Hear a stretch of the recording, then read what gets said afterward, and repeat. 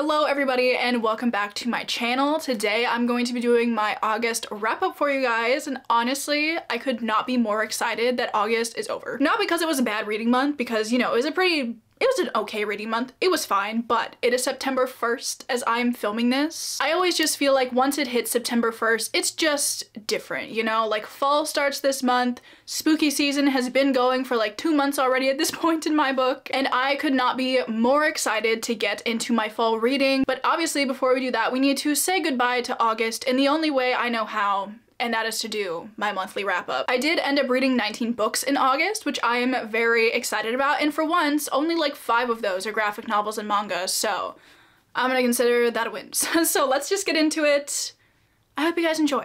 So I'm going to start out with my lowest rated books, and we're going to move up to my 5 stars. Although if I were you, I would not get too excited about my 5 stars because this month I only gave 5 stars to things that I was rereading. So do with that what you will, but we'll talk about those when we get there. But first, we are going to talk about the 3 books that I gave 3 stars. Okay, so the first book I have here is Empire of Storms by Sarah J. Maas. This is the...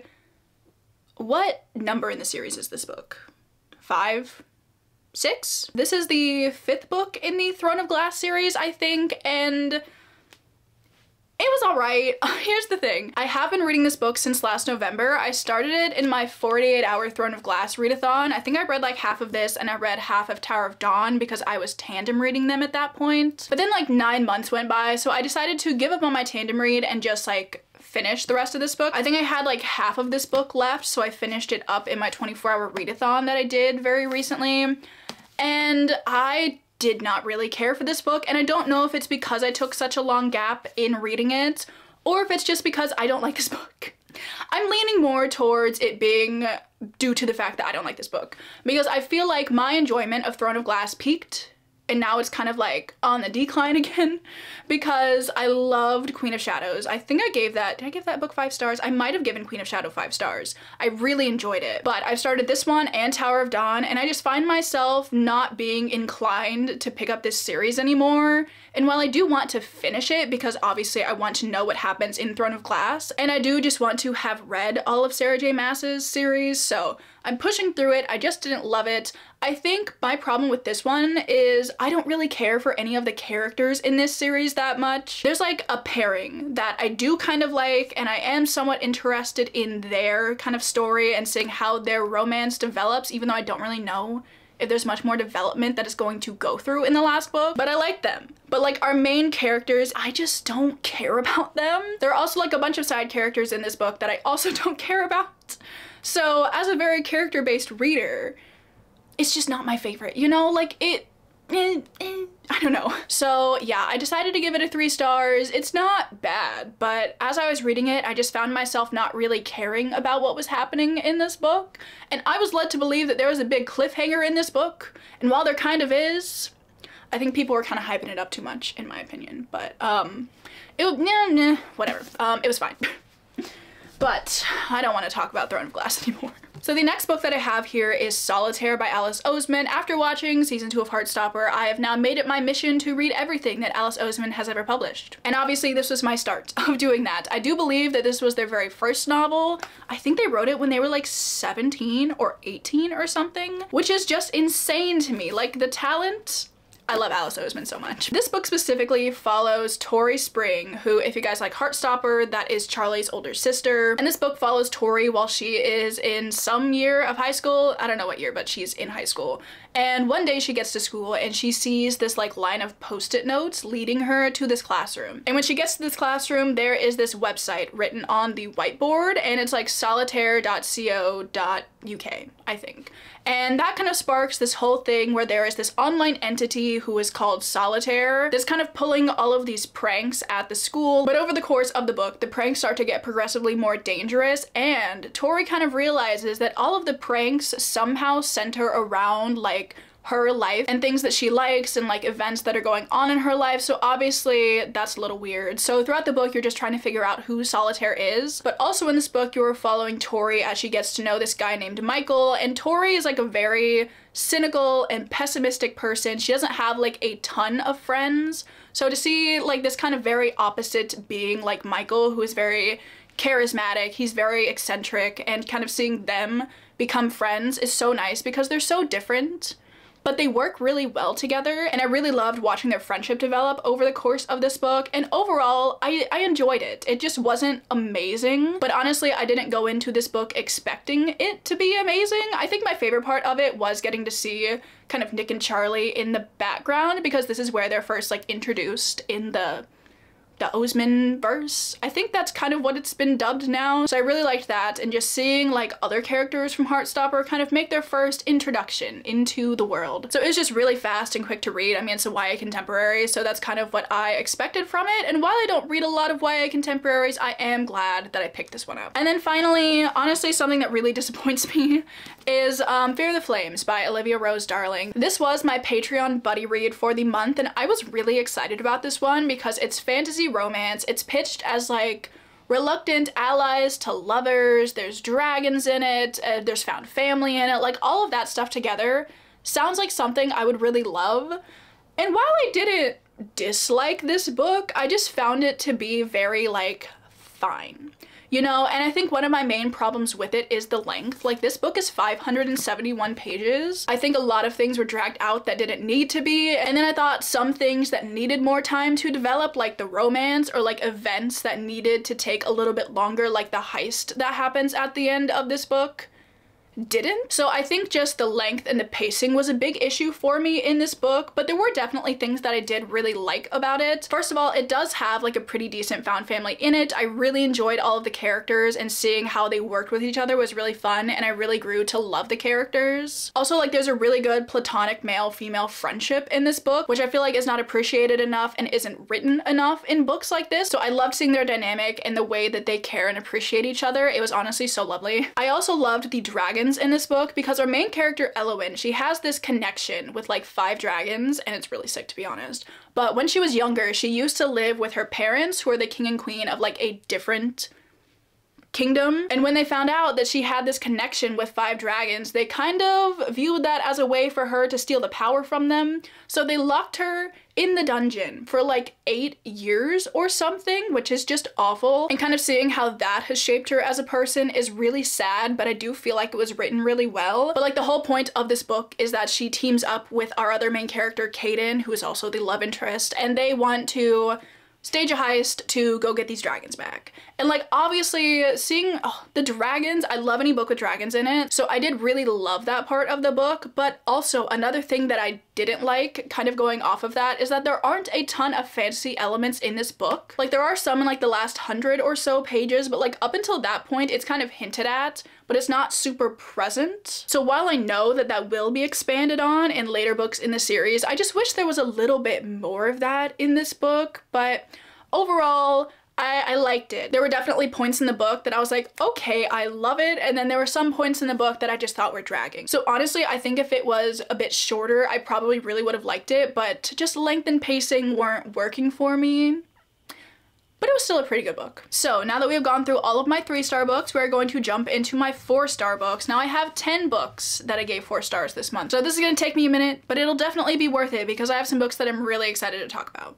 So first of all, I'm sure you guys have seen, I did post a reading vlog for the Good Girls Guide to Murder series by Holly Jackson. However, it does have spoilers in it. So this is my opportunity to tell you guys who haven't read the series what I think about it. I loved this series, to be honest. I thought it was so fun, and I'm so glad that I finally got around to reading all of the books in the series. So if you guys don't know, this series follows our main character Pip, who is currently a senior in high school, and for her kind of capstone project that she has to do during her senior year, she decides to take it upon herself to kind of re-examine a murder case that happened in their town a few years ago, because she doesn't think that the guy that everybody says did it. So her goal for her capstone project is to prove his innocence and figure out who actually did it. So that is kind of the plot of the first book in the series. Again, I kind of loved all of these books in equal amounts, considering I gave them all 4 stars. I think they all have their strengths and weaknesses, but I think this one was like the most steady overall in my enjoyment of it. But I just loved the mixed media elements that went into following Pip as she was working on her capstone project, because you have like all of her capstone like entries, there's like project logs, there are also like transcripts of interviews in here, and I just think like that element Oh, it's so good. I feel like any book with a mixed media element always reads really quickly. The pacing is always really good, so I love what that adds to the story. And the story itself was just really good and really fun. So I loved this one. The next one in the series is Good Girl Bad Blood, and originally with this one, I wasn't loving it until like the last 100 pages. But like once you get to the last 100 pages of this book, it is like, wow, it's crazy, honestly. And I love seeing kind of this small scale mystery happening in this town be like expanded into like, I don't want to say anything, but like it was so good. Like if you've started Good Girl Bad Blood and you weren't liking it in the beginning, just keep going because my mind was blown. I thought it was so cool. And then we have probably the most divisive book in the series, which is As Good as Dead. I know so many people do not like this book. Like there were so many people who commented on my reading vlog for it about how much they dislike As Good as Dead. But I really liked As Good as Dead. I feel like the entire series was kind of leading to something like this happening, because honestly, it's crazy because the second half of this book kind of devolves into like this more thriller type of situation.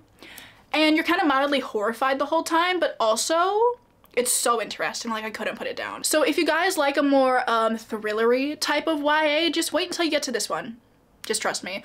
Also, another thing that I want to say about the series as a whole is that I love watching Pip just like devolve into madness, because like obviously as a 17-year-old girl who is solving all of these like gruesome murders, who have seen like crime scenes, she's seen some bad things happen. And like obviously that is going to affect anybody in a rather substantial way. And seeing the impact of all of these things actually take their toll on her, like obviously awful. Like it's an awful situation, but I feel like not a lot of authors really go there, especially in like YA series like this, and I thought it was so well written and I was here for it. Like seeing Pip lose her mind, I was into it. Like I feel bad for Pip, but it's crazy. So honestly, I would highly recommend you guys pick up A Good Girl's Guide to Murder if you've been even slightly interested in it. I think the characters are really fun, the storylines are very interesting, and it's just a really good time. Also, Holly Jackson recently announced that she has a new book coming out, I think next April. And I'm so excited about it because I am now a Holly Jackson fangirl. Like, I love her book so much. We also have the novella which I picked up, which is Killjoy. This takes place before the events of A Good Girl's Guide to Murder, so I read this after I read the series. And honestly, it was really nice to kind of go back to something very like simple, because you are following Pip as she goes to a murder mystery party that one of her friends is putting on. It's also like a 1920s themed murder mystery party. And just like, it was just a really fun time. Honestly, like not a ton happens in this book. Like you are kind of just following them as they're trying to figure out this like murder mystery game. But I thought it was a really good time. Seeing Pip kind of before everything took its toll on her was nice. But you also see that like there are elements of her personality present, like even before all of this happened, that kind of, you could like tell that something was gonna happen. Does that make sense? I think it makes sense. I really liked Killjoy. It was a good time. So moving on from the murder mystery for a little bit, because I do have more murder mystery-esque books that I read this month. I read like a lot, so that was kind of a theme for the month, but we're gonna talk about something quite different for a second here, and that is The Poppy War by R.F. Kuang. So this was the Wyverns and Words book club pick for August, but obviously I've been wanting to read this for a really long time, so I'm glad I finally kind of had an excuse, like a reason to motivate me to do so. So if you guys don't know, which I'm sure a lot of you do because this is a very popular, very beloved series,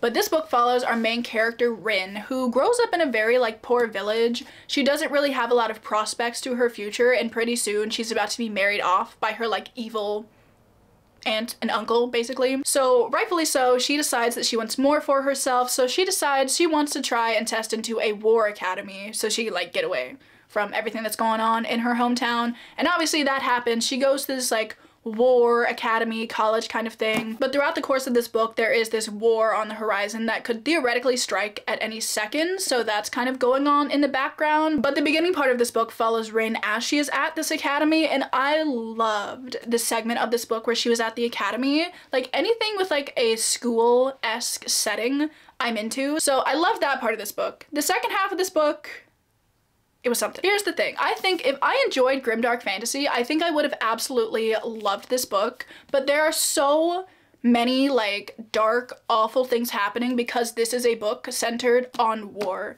So if you guys ever want to consider picking up the Poppy War, I would recommend checking out the trigger warnings because it's a lot. But I feel like the point of this book kind of is to scar you, to kind of show you the reality of like certain events that did happen, because this book is heavily based off of the, I think, Second Sino-Japanese War. So I think a lot of events that were happening in this book were pulling from actual events in history.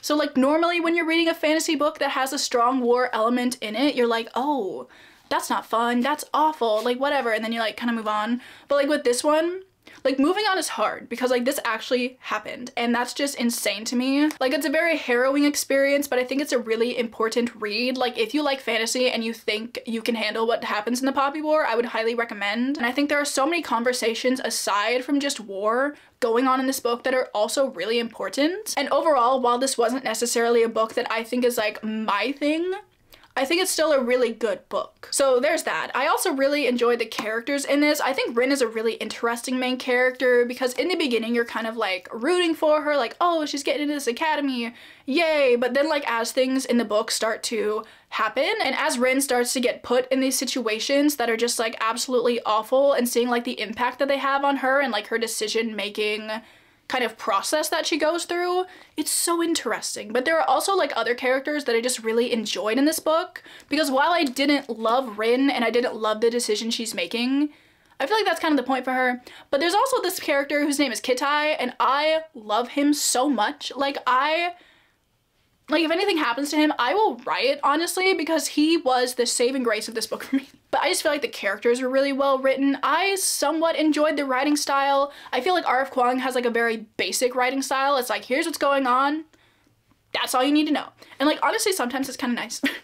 Like, I do love and appreciate like a very flowery writing style, but like it's very straightforward and to the point. But also her writing kind of has this like sarcastic and humorous undertone sometimes, which I thought was kind of interesting, like the juxtaposition that provides to like the actual things that are happening in this book. But there's still like a little bit of humor, and I just kind of appreciated that. There's the Poppy War. A lot of things happened, but it was still a good read. Next up, we have Wild is the Witch by Rachel Griffin. I read The Nature of Witches last year, and it was so much fun, so I was really excited about getting to this one. And basically, this follows our main character, what's her face? What is her name? Iris. I think her name's Iris. So in this book, you're following our main character, Iris, who works on this wildlife reserve, and there's this other guy that works on the wildlife reserve whose name is Pike. They kind of have this like bantery, I hate you thing going on. It's not really enemies to lovers because like they don't hate each other, but it's kind of like annoyance to love, you know what I'm saying? But one day he gets a little bit too annoying, so she decides that in an attempt to kind of get out her feelings about like everything that's going on with Pike, she is going to almost cast this curse, but like not actually cast it. It's kind of like when you write down all of your feelings in a letter, but like you don't actually send it, but like it's mainly just like a cathartic experience for you, you know? But something weird and witchy and magic-y happens, and it ends up like being attached to this owl, and then the owl flies away.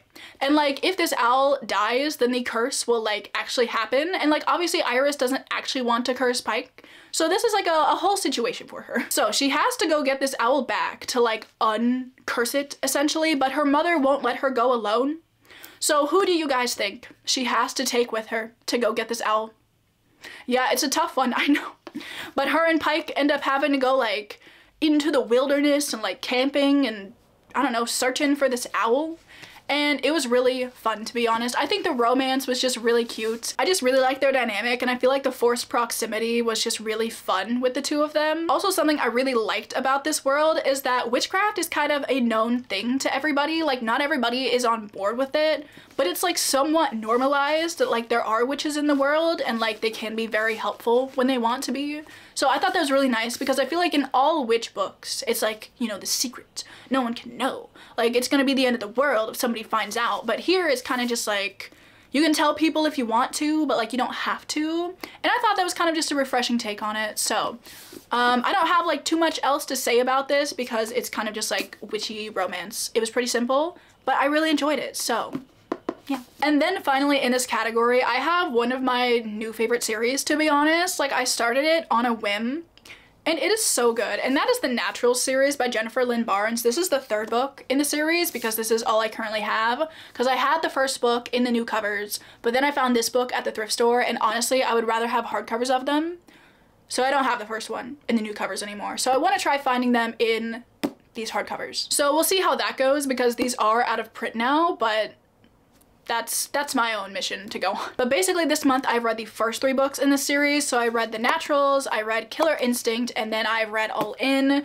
This series it's just so good. Basically, this series follows a group of teenagers who have been recruited by the FBI to solve cold cases because all of these teenagers are like they're very useful to the FBI. You have 2 natural profilers that can kind of look at a person and somewhat determine elements of their personality, and that's what our main character Cassie is. They also have a dude that can read emotions kind of just by looking at somebody's face. They have a natural lie detector, and then they also have like the more numbers-oriented person who's just like spitting out facts about random stuff 24/7, which honestly I think is really fun. I love Sloane. But mainly this book follows our main character Cassie Hobbs, who has kind of recently been recruited into this group with the promise that the FBI will help her look into the case of her mother's murder.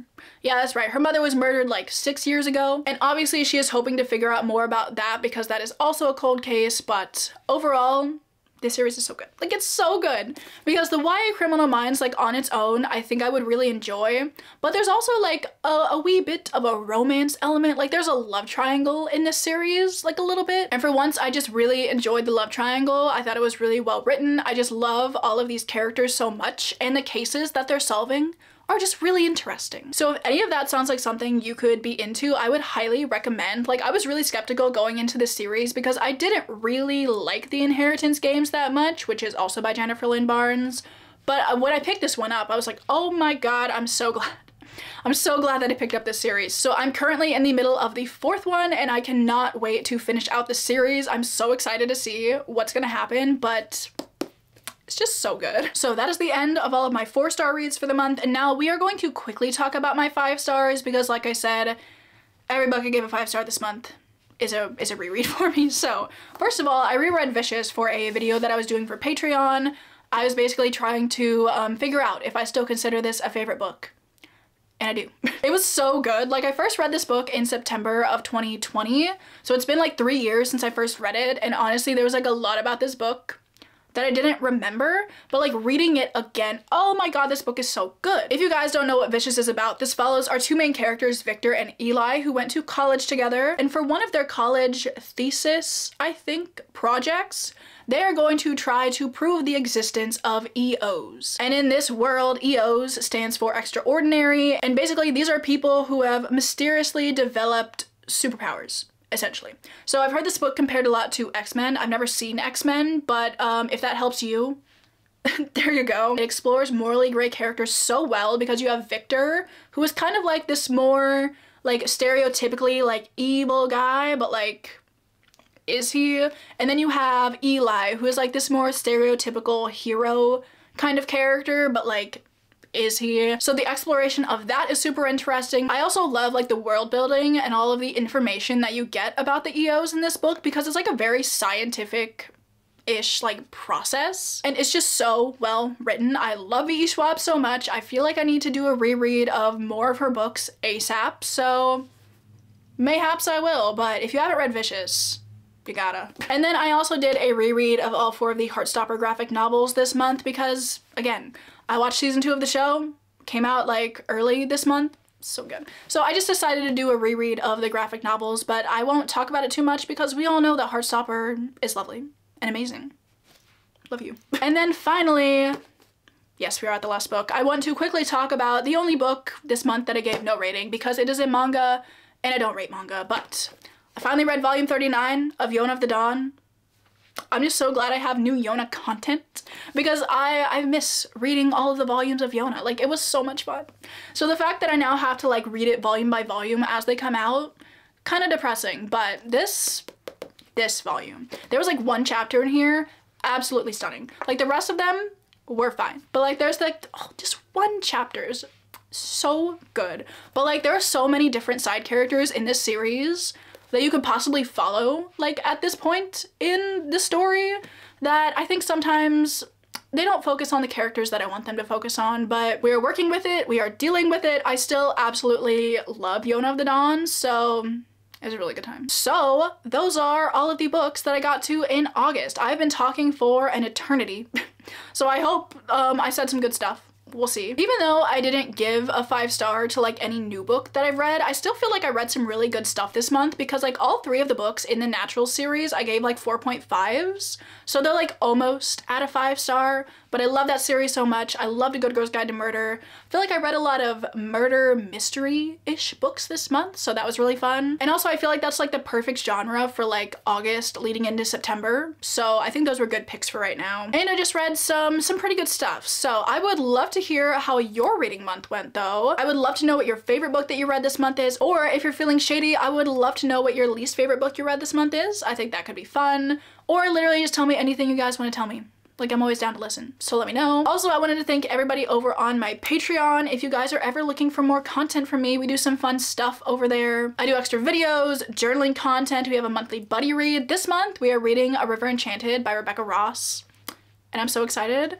We also do readathons. I have one coming up in October, so that's gonna be really fun as well. So that'll be linked down below if you guys want to. Totally don't have to though. And yeah, I'm going to let you guys go. So thank you so much for watching, and I will see you guys in my next video. Bye. Oh, happy September. Okay, yeah.